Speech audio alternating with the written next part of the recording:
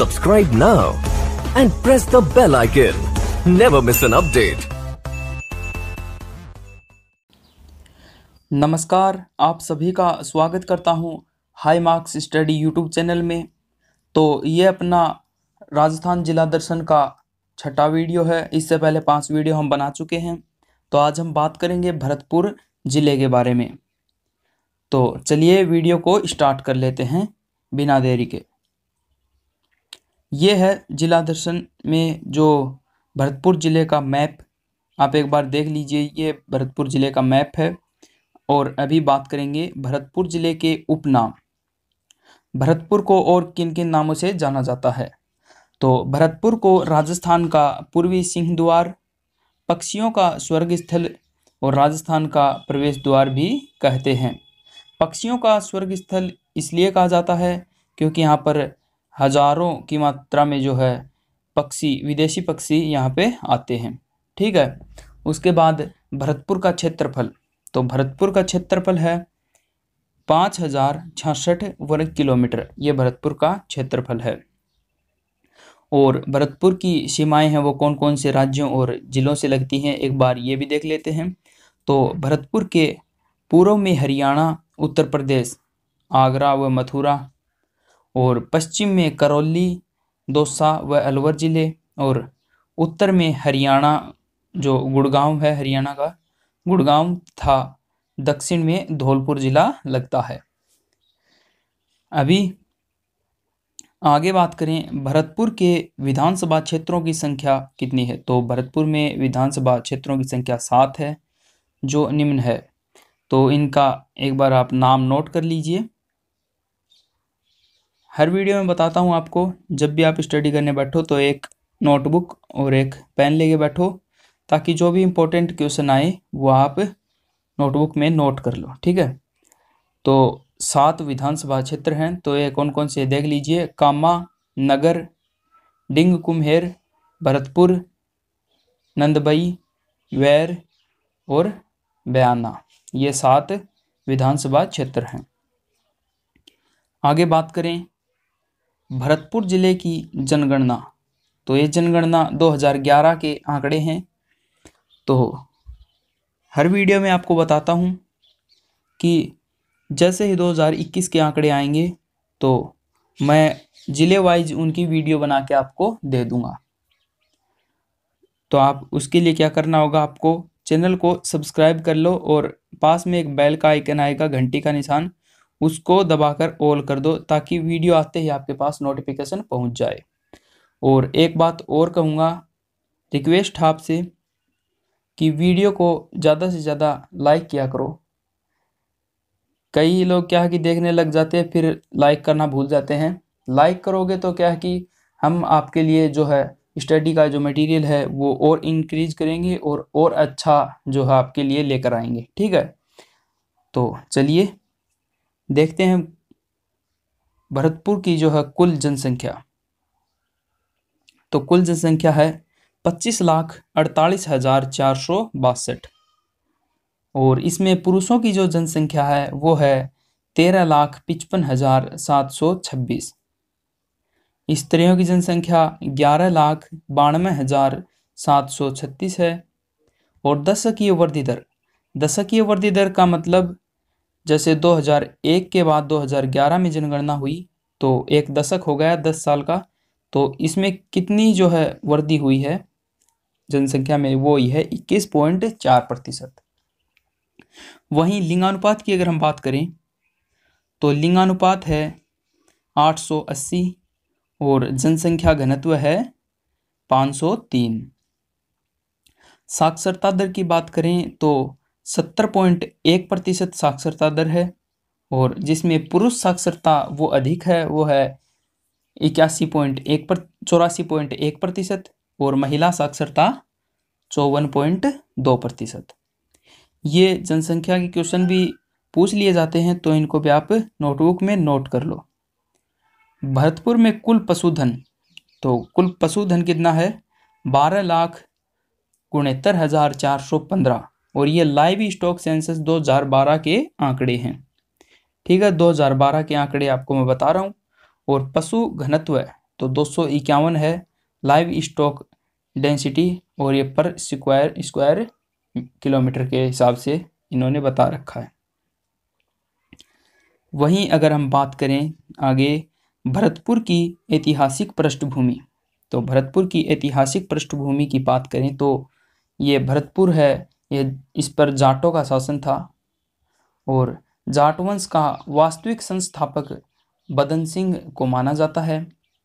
बदन सिंह ने भरतपुर के डिंग में, डिंग ये जगह का नाम है, तो डिंग में जल महलों का निर्माण करवाया। डिंग को जल महलों की नगरी भी कहा जाता है। तो क्वेश्चन आ जाए कि जल महलों की नगरी किसे कहा जाता है, तो डिंग को कहा जाता है, और ये भरतपुर में है। ठीक है, आगे बात करें, बदन सिंह के बाद भरतपुर का शासक सूरजमल हुआ। इसे जाट प्लूटो एवं जाट अफलातून कहा जाता है। महाराजा सूरजमल ने लोहागढ़ दुर्ग का निर्माण करवाया। महाराजा सूरजमल, इन्होंने जो है लोहागढ़ दुर्ग का निर्माण करवाया था, और ये बदन सिंह के बाद भरतपुर के शासक बने थे। आगे बात करें भरतपुर, तो भरतपुर 4 जून 2005 को भरतपुर राज्य का राजस्थान राज्य का नवीनतम 7वां संभाग बना। भरतपुर को संभाग कब बनाया गया? 4 जून 2005 को। चलिए बात करते हैं भरतपुर में जलाशयों के बारे में। तो भरतपुर की नदियाँ, बाणगंगा नदी एक नंबर है, बाणगंगा नदी। तो बाणगंगा का उद्गम का मतलब होता है जो ये नदी कहाँ से निकलती है, तो जयपुर की बैराठ की पहाड़ियाँ इसका उद्गम स्थान है। भरतपुर में इस पर अजान बांध बना हुआ है। बाणगंगा का उपनाम अर्जुन की गंगा है। बाणगंगा का दूसरा नाम क्या है? अर्जुन की गंगा। वहीं दूसरी नदी की बात करें, रूपारेल नदी, यह नदी अलवर जिले के थानागाजी से निकलती है। कहाँ से निकलती है? इसका उद्गम कहाँ है? अलवर जिले का थानागाजी, तथा भरतपुर में समाप्त हो जाती है। रूपारेल नदी भरतपुर की जीवन रेखा कहलाती है। जीवन रेखा मतलब यहाँ पे इससे सिंचाई का काम किया जाता है, पेयजल के लिए भी इसको काम में ले लेते हैं, तो जीवन रेखा ही हो गई। और भरतपुर में एक अन्य नदी भी बहती है, उसका नाम क्या है? गंभीरी। और अन्य जलाशयों की बात करें तो मोती झील, बंद बारेठा बांध, ये अन्य जलाशय हैं। चलिए आगे बात करें भरतपुर के वन्यजीव अभयारण्य। तो बंद बारेठा बांध अभयारण्य, इसे परिंदों का घर कहा जाता है, पक्षियों का घर कहा जाता है। इस अभयारण्य की स्थापना 1985 को हुई। मतलब इसकी स्थापना कब हुई थी? 1985 में। यह जरखों के लिए भी प्रसिद्ध है। जरख एक ये जानवर होता है, जरख, तो इसके लिए भी यह प्रसिद्ध है। इस अभयारण्य में बारेठा नामक प्रसिद्ध झील भी है। तो अब ऊपर झीलों की बात आई थी, तो इस अभयारण्य में कौन सी झील है? बारेठा झील। आगे बात करें केवलादेव घना पक्षी विहार, यह भरतपुर का प्रसिद्ध है। तो सन 1956 में स्थापना हुई इसकी, और 27 अगस्त 1981 को राष्ट्रीय उद्यान घोषित कर दिया गया था। राजस्थान का दूसरा राष्ट्रीय उद्यान है ये, और यहाँ शीत ऋतु में हजारों जो पक्षी हैं वो विदेशों से आते हैं। इसमें साइबेरियन सारस प्रमुख है। शुरुआत में, वीडियो के शुरू में आपको बता दिया था कि इसे पक्षियों का घर भी कहा जाता है। तो विदेशों से हजारों, जो शीत ऋतु में हजारों पक्षी यहाँ आते हैं, और मुख्य पक्षी कौन से हैं? साइबेरियन सारस। केवलादेव राष्ट्रीय उद्यान को 1985 में यूनेस्को की प्राकृतिक धरोहर सूची में शामिल कर लिया गया। यूनेस्को क्या है? जैसे ये 7 अजूबे हैं, या फिर और जैसे अपना इंडिया गेट या बुलंद दरवाज़ा या और भी जो हैं, उनको यूनेस्को की जो है प्राकृतिक धरोहर मान लिया जाता है इनको। तो उसमें जो इस सूची में इसको भी शामिल कर लिया गया था, केवला देवी घना पक्षी विहार अभ्यारण्य को। केवला देवी घना पक्षी विहार के कारण ही भरतपुर को पक्षियों का स्वर्ग कहा जाता है। शुरुआत में भी बताया था आपको। तो भरतपुर को पक्षियों का स्वर्ग क्यों कहा जाता है? घना पक्षी विहार के कारण। लाल गर्दन वाला तोता केवला देवी अभ्यारण्य में पाया जाता है। तो लाल गर्दन वाला तोता कहाँ पाया जाता है? भरतपुर में केवला देवी घना पक्षी विहार अभ्यारण्य में। आगे बात करें, सफेद सारस की लुप्त हो रही प्रजाति को बचाने के लिए चलाया गया अभियान कोऑपरेशन राजहंस केवला देवी से संबंधित है। घना नेशनल पार्क में शिकार को रोकने के लिए चलाई गई तकनीक SIS सीक्रेट इंफॉर्मेशन सिस्टम है। तो इसके आगे हम बात करते हैं भरतपुर के ऐतिहासिक स्थल जो टूरिस्ट प्लेस भी इन्हें कह सकते हैं हम। तो ऐतिहासिक ये स्थल हैं। तो लोहागढ़ दुर्ग, इसकी जो नींव है वो 18वीं सदी में महाराजा सूरजमल जाट ने रखी थी। लोहागढ़ दुर्ग की नींव किसने रखी थी? महाराजा सूरजमल जाट ने। ये आपको शुरुआत में बता दिया था जब भरतपुर के बारे में आपको बताया था। और इसे मिट्टी का दुर्ग व अजय दुर्ग भी कहते हैं। इस दुर्ग के प्रवेश द्वार का अष्टधातु दरवाजा महाराजा जवाहर सिंह ने लाल किले से लाकर लगवाया था। अष्टधातु मतलब 8 धातुओं से बना हुआ दरवाजा था और महाराजा जवाहर सिंह ने लाल किले से लाकर इसे लगवाया था। इस दरवाजे को अलाउद्दीन खिलजी चित्तौड़ से सीरी ले गया और वहाँ से शाहजहाँ दिल्ली के लाल किले पर ले गया। मतलब ये लाल किले से लाया गया था दरवाज़ा और ये अंत में लाल किले तक ही दोबारा पहुँच गया। भरतपुर के जाटों की कुल देवी राजेश्वरी माता है, जिसका मंदिर लोहागढ़ दुर्ग में है। राजस्थान का एकमात्र लक्ष्मण मंदिर लोहागढ़ दुर्ग जो भरतपुर में है। आगे बात करें डींग का किला। डींग जगह का नाम है, आपको शुरुआत में बताया था। 1730 ईस्वी में बदन सिंह द्वारा निर्मित डींग को जल महलों की नगरी भी कहा जाता है। डींग के जल महल फव्वारों के लिए प्रसिद्ध हैं। और बयाना दुर्ग, उपनाम सुल्तानकोट, बाणासुर और बादशाह दुर्ग। तो आपने वीडियो अभी तक देख लिया, तो आपको वीडियो कैसा लगा है एक बार कमेंट ज़रूर करें। कमेंट से जो है हमें फ़ायदा मिलता है और आपके लिए हम और अच्छा वीडियो लेकर आते हैं अगला। ठीक है, कमेंट ज़रूर करो। तो आगे करें बात बयाना दुर्ग का निर्माण विजयपाल द्वारा दमदमा मानी पहाड़ी पर करवाया गया।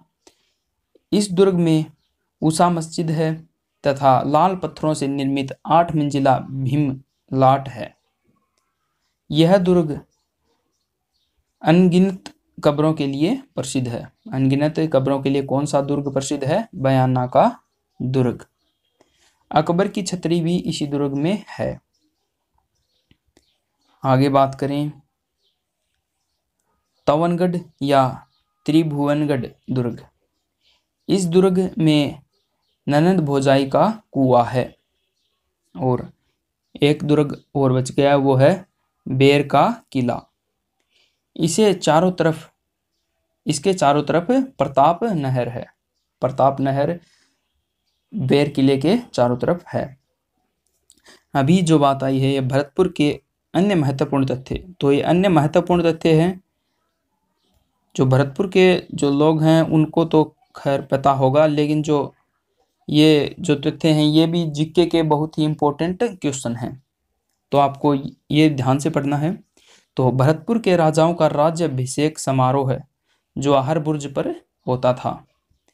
जो लोहागढ़ दुर्ग में है। ये वन लाइनर क्वेश्चन है, इसमें कोई ऑप्शन नहीं है, एक लाइन में क्वेश्चन भी बन जाता है और उसका आंसर भी हो जाता है। ठीक है। ब्रज महोत्सव ये भरतपुर में फरवरी माह में जो है ब्रज महोत्सव आयोजित होता है। आगे बात करें गंगा मंदिर, इसका निर्माण बलवंत सिंह ने 1840 में करवाया था। इसमें गंगा जी की मूर्ति ब्रजेंद्र जी ने स्थापित करवाई। इस मंदिर की 2 मंजिला इमारत 84 खंभों पर टिकी हुई है। यह 2 मंजिला इमारत जो 2 मंजिला मंदिर है और इसकी इमारत जो है वो 84 खंभों पर टिकी हुई है। तो आगे बात करें कुम्हेर, भरतपुर की प्राचीन काल में राजधानी था। कुम्हेर भरतपुर की जो प्राचीन राजधानी था। इसके महलों का निर्माण सूरजमल ने अपनी पत्नी हंसिया के लिए करवाया था। तो सूरजमल की पत्नी का क्या नाम था? हंसिया। और कुम्हेर जो क्या था? कुम्हेर भरतपुर की प्राचीन राजधानी था और इसमें जो महल थे वो किसने, उन महलों का निर्माण किसने करवाया? सूरजमल ने अपनी पत्नी हंसिया के लिए करवाया था। यहाँ पर 1754 ईस्वी में सूरजमल ने मराठा मुगलों की संयुक्त सेना को हराया था। ठीक है, तो ये भी इंपॉर्टेंट क्वेश्चन एक बन जाता है। और आगे बात करें जैव उर्वरकों का जो है प्रथम कारखाना, तो सहकारी क्षेत्र में जैव उर्वरकों का प्रथम कारखाना भरतपुर में है, जिसकी स्थापना national federation for corporation marketing द्वारा की गई। और आगे बात करें भरतपुर में कौन सी भाषा बोली जाती है? मेवाती व ब्रज भाषा जो है भरतपुर में बोली जाती है। भरतपुर में नगाड़े की धुन पर एक रसिया गायन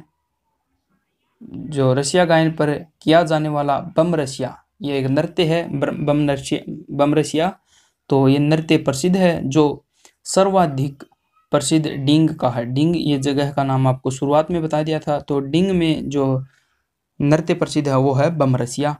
यह नृत्य नई फसल आने की खुशी में तथा होली की मौज मस्ती के लिए किया जाता है। भारतीय कृषि अनुसंधान परिषद ICAR ने सरसों पर बुनियादी सामरिक और अनुप्रयुक्त अनुसंधान के लिए 20 अक्टूबर 1993 को राष्ट्रीय सरसों अनुसंधान केंद्र NRCRM की स्थापना सेवर, ये जगह का नाम है सेवर, भरतपुर में है और तो राजस्थान में की थी। आगे बात करें भरतपुर में गुलाबी रंग का संगमरमर मिलता है। तो गुलाबी रंग का संगमरमर कहाँ मिलता है? भरतपुर जिले में।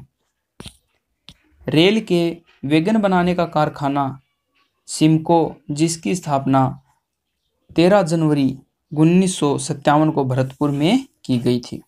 रेल के वैगन बनाने का कारखाना कहाँ है? सिमको में, और इसकी स्थापना कब हुई? 13 जनवरी 1957 को। प्रसिद्ध लोक देवता देव बाबा का मेला नंगला जहाजपुर, ये भरतपुर में जहाजपुर नंगला और में भरता है। देव बाबा को पशु चिकित्सा का ज्ञान था और इन्हें गवालों का देवता भी कहा जाता है। तो गवालों का देवता किसे कहते हैं? देव बाबा को। और इनका मेला कहाँ लगता है? नंगला जहाजपुर में। नोह, रूपारेल नदी के किनारे इस स्थान पर कुषाणकालीन अवशेष प्राप्त हुए हैं और यहाँ जाक बाबा की विशाल यज्ञ प्रतिमा भी मिली है। रूपवास, यहाँ पर बसंत मेला लगता है, यहाँ का बसंत मेला प्रसिद्ध है।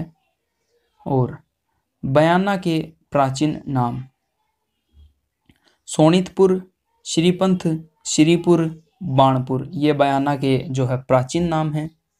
बयाना का युद्ध बाबर और राणा सांगा के बीच 16 फरवरी 1527 को हुआ था। इस युद्ध में सांगा की विजय हुई थी, बाबर हार गया था इस युद्ध में। बयाना नील की खेती के लिए भी प्रसिद्ध है। बयाना और किसके लिए प्रसिद्ध है? नील की खेती यहाँ पे की जाती। आगे बात करें, खानवा का मैदान रूपवास तहसील है, रूपवास तहसील के नज़दीक इस मैदान में 17 मार्च 1527 ईस्वी को सांगा और बाबर के बीच जो है निर्णायक युद्ध हुआ। इसमें बाबर विजय हुआ। लालदासी संप्रदाय की प्रधान पीठ जो है नंगला भरतपुर में है। संत लालदास जी की यहाँ पर 1648 में मृत्यु हो गई थी। वल्लभ संप्रदाय की चौथी पीठ गोकुलचंद जी एवं सातवीं पीठ मदन मोहन जी कामा भरतपुर में है। कामा ये भी जगह का नाम है। जैन तीर्थंकर आदिनाथ व नेमिनाथ की मूर्तियां जगहीना भरतपुर से प्राप्त हुई हैं। भरतपुर बर्ड पैराडाइज नामक पुस्तक सर मार्टिन इवांस द्वारा लिखी गई। मुर्रा नस्ल की भैंसों का प्रजनन केंद्र कुम्हेर भरतपुर में है। ठीक है। राजस्थान में गुप्त नरेशों की सबसे बड़ी निधि बयाना भरतपुर से प्राप्त हुई है, जिसमें 1821 सिक्के मिले हैं। सरसों का तेल इंजन मार्क भरतपुर का प्रसिद्ध है। राज्य में सौर ऊर्जा चलित मिल्क चिलिंग प्लांट जो है वो भरतपुर में है। इत्र बनाने में उपयोगी खसघास भरतपुर में उत्पन्न होती है। तो ये वन लाइनर क्वेश्चन है, तो इनको जल्दी जल्दी पढ़ रहा हूँ, बस इम्पोर्टेंट है। और आगे बात करें, खेर के वृक्षों से कत्थे का उत्पादन भी भरतपुर में होता है। सांसी जनजाति सर्वाधिक भरतपुर में निवास करती है। आगे, हाल ही में भरतपुर में महाराजा सूरजमल ब्रिज विश्वविद्यालय की स्थापना करने की घोषणा की गई। पर्यटन विभाग की पुस्तक भरतपुर में सूरजमल को बदन सिंह का जो है दंतक पुत्र बताया गया, जिसकी वजह से यह विवादास्पद जो पुस्तक है चर्चा में है। ये पुस्तक है, ये विवादास्पद है। इसमें क्या है कि सूरजमल को बदन सिंह का दंतक पुत्र बताया गया है। Faculty of engineering Chandravati education trust engineering college की स्थापना 2009 में भरतपुर में हुई थी। भरतपुर प्रजामंडल की स्थापना 1938 में गोपीलाल यादव की अध्यक्षता में युगल किशोर चतुर्वेदी एवं मास्टर आदित्येंद्र ने की। आगे बात करें, ड्रग वेयर हाउस जो है भरतपुर में स्थापित किया गया। ड्रग वेयर हाउस क्या होता है? दवाइयों का भंडारण। जो सरकारी जो दवाइयाँ होती हैं उनको जो गोदाम मान लीजिए भंडारण के लिए जो है ड्रग वेयर हाउस बनाए जाते हैं। गोकुलजी वर्मा को शेर ए भरतपुर के नाम से जाना जाता है। शेर ए भरतपुर के नाम से किसे जाना जाता है? गोकुलजी वर्मा को। होली के अवसर पर जिकड़ी एवं हुरंगों का आयोजन भरतपुर में होता है। नौटंकी भरतपुर का प्रसिद्ध लोकनाट्य है, जिसकी शुरुआत डींग निवासी भूरेलाल ने की। कामा के गिरिराज प्रसाद ने इसे आगे बढ़ाया। तो आज का वीडियो यहीं समाप्त होता है। वीडियो आपको कैसा लगा कमेंट करके ज़रूर बताना। वीडियो को अभी तक भी लाइक नहीं किया तो लाइक तो कर दो, और इसी तरह का और वीडियो आएगा। जैसे अपनी सीरीज का 6 वीडियो अपने पूरे कर लिए हैं, और अभी जो 7वां वीडियो आएगा वो भी आप देख लेना। उससे पहले एक बात और बता दूं आपको, जो सोशल मीडिया लिंक्स अपने high marks study Telegram channel है अपना, उस पर भी आप ज्वाइन हो जाओ, ताकि जो भी हम PDF वगैरह उस पर डालते हैं तो आपको मिल जाएं। और हाई मार्क्स इंस्टाग्राम, अगर आप हमसे बातचीत करना चाहते हैं तो इंस्टाग्राम पे बात कर सकते हैं। मिलता हूँ अगले वीडियो में, तब तक के लिए जय हिंद जय भारत।